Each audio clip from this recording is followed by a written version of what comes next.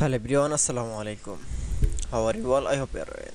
Welcome back to my channel in this new video. Today's video, how to save any image in Photoshop. So get it started.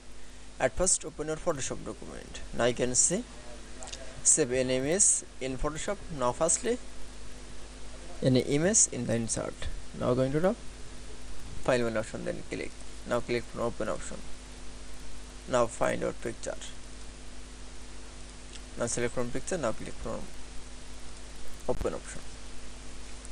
Now you can see, then open the picture, this picture, and save. Now we go into the file again, file one option, then now click from save as option.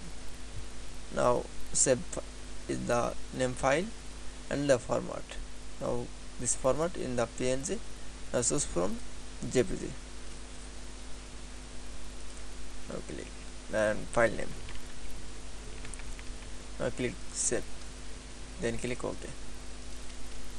That it's. Now you can see save any image in Photoshop document is very easily. I hope to enjoy